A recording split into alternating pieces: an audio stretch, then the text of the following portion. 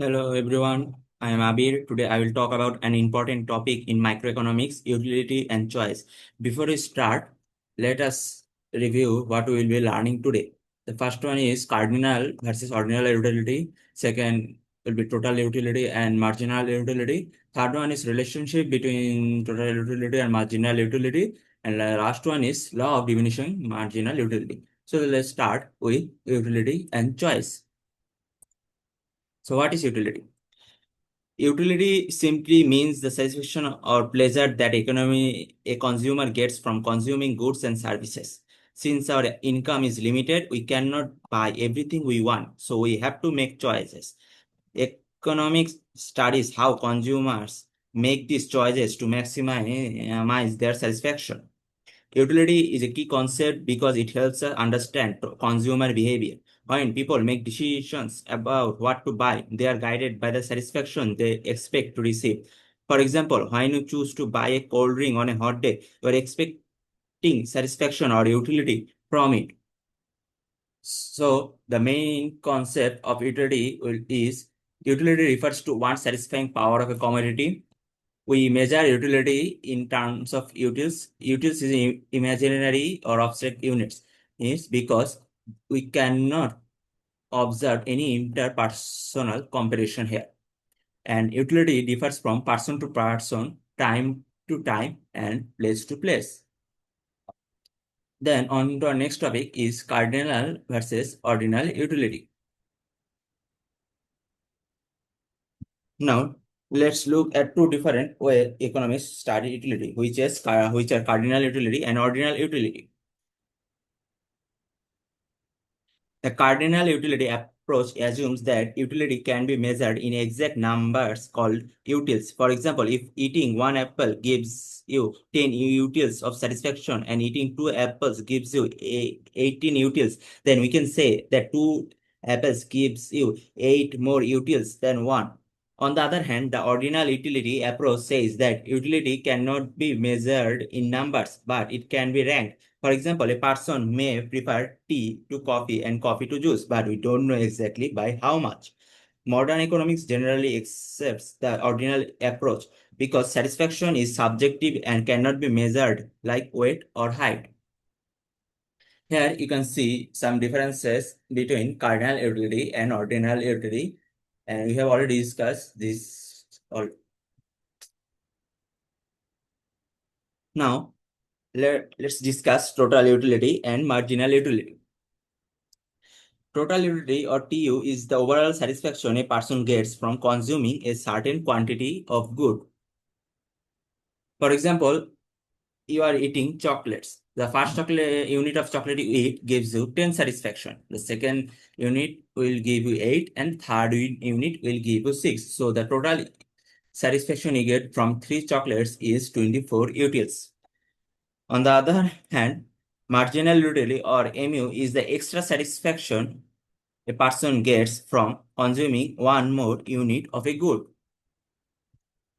For example, if eating 3 chocolates gives you 50 utils of satisfaction and eating 4 chocolates gives you 60 utils, then the marginal utility of the fourth chocolate is 10 utils. This shows how much additional unit contributes to overall satisfaction. Now, there is a relationship between total utility and marginal utility.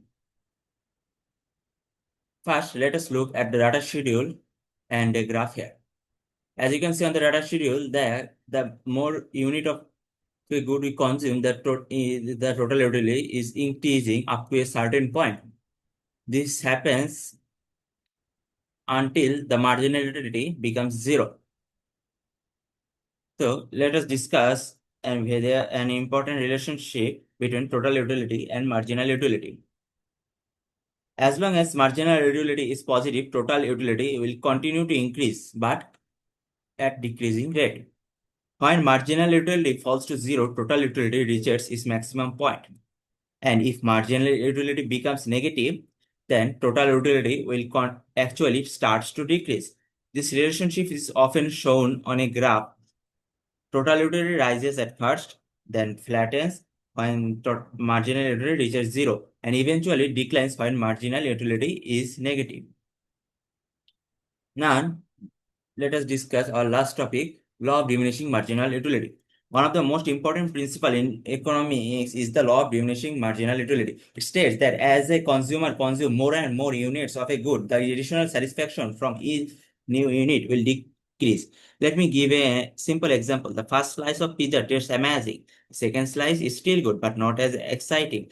By the fourth or fifth slice, you will feel full and your satisfaction stops increasing. If you force yourself to eat a sixth slice, you may feel uncomfortable. Here, marginal utility becomes negative. This law explains why demand curves slope downward because people are only willing to buy more of a good if it's false.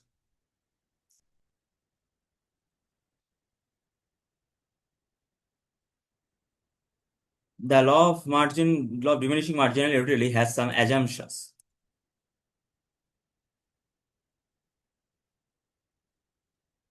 The first one is cardinal measurement of utility.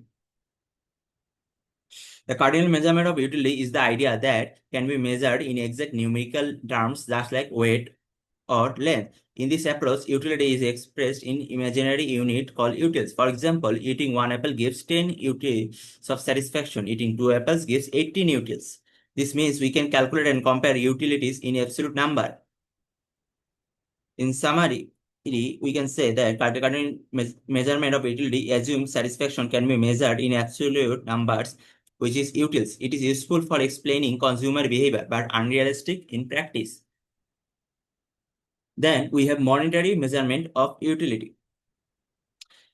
Utility is a subjective concept. It represents the satisfaction of a consumer, satisfaction a consumer gets. But early economics tried to measure utility in terms of money because money is the common standard of value. In monetary measurement, utility is expressed as the maximum amount of money as a consumer is willing to pay for a commodity.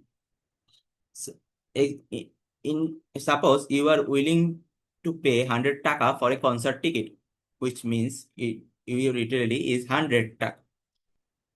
But the actual ticket price is 70 taka. Then the extra satisfaction you get is 30 taka utils, which also known as consumer surplus. In summary, monetary measurement of utility means expressing utility in terms of money. It assumes constant marginal utility of money and is closely linked concepts like consumer demand and consumer surplus. Next, we have the assumption of reasonable quantity. A consumer should consume unit of a good in normal practical amount, neither too small nor too large. For the law of DMU to hold true, if the quantity is too large, the law may not work because each unit gives almost the same satisfaction. If the quantity is too large, the consumer may get tired, sick, or uncomfortable, and utility may fall sharply in an unrealistic way. So the law works properly only when the consumption is in ordinary reasonable quantities. For example, drinking water in reasonable glasses. First glass very satisfying, second glass less satisfying. But if you measure water in tiny drops, each drop gives nearly the same satisfaction. Thus, DMU may not appear. If you measure in a hollow bucket at once, the consumer may not even finish it. So DMU doesn't apply properly. In short, the consumption of reasonable quantity assumption ensures that the law of diminishing marginal utility reflects real-life consumption behavior. Next, we have the assumption of continuous consumption, which means the unit of a good must be consumed successively without long breaks of time. If there is a long gap between consuming unit, the consumer's level of satisfaction may reset and the law will not work properly. If you drink 3 glasses of water one after another, your satisfaction from each additional glass will decrease, which means the law of DMU holds. But if you drink 1 glass now and the next glass after 2 hours, the thirst may return and the second glass may again give high satisfaction, which means the law fails. So the assumption of continuous consumption means that goods must be consumed in succession without long gaps so that the decline in marginal utility can be measured correctly. Next, we have a rational consumer. A rational consumer is someone who makes consumption decisions logically with the aim of maximizing satisfaction from their limited income and resources. The assumption is very important in consumer behavior theories. Suppose you have 100 taka to spend. A rational consumer will compare different options and choose the combination that gives the maximum satisfaction within the budget. If one option of gives less utility for the same cost, the rational consumer won't choose it. So the rational consumer assumption means that the consumer act logically, use their limited incomes efficiently, and aim to maximize satisfaction. The assumption of fixed income and prices means that during the process of consumption, prices of goods remain constant, which means no increase or decrease in market price, and consumers' income will also remain unchanged, meaning no sudden rise or fall in earnings. This ensures that the changes in utility come only from consumption of goods, not from changes in price or income. For example, suppose a consumer has an income of 100 taka and the price of chocolate is 10 taka each. If both remain constant, the consumer can buy at most 10 chocolates, and we can study how utility changes at each chocolate is consumed. But suddenly the price drops to 5 taka or income rises to 150 taka. The consumer's choice will change. The law may not hold in the same way.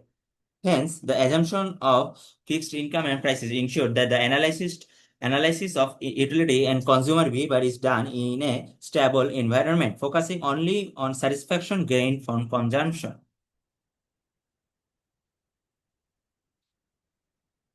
For the last, we have no change in quality. This assumption says that while consuming success unit of a commodity, the quality of each unit must remain the same. If the quality improves, the consumer may get more satisfaction from later units, which violates the law. If quality falls, the consumer may get less satisfaction too quickly, which also distorts the law. For example, you are eating mangoes. If the first mango is medium quality and the second one is sweeter and fresher, your satisfaction may rise instead of falling.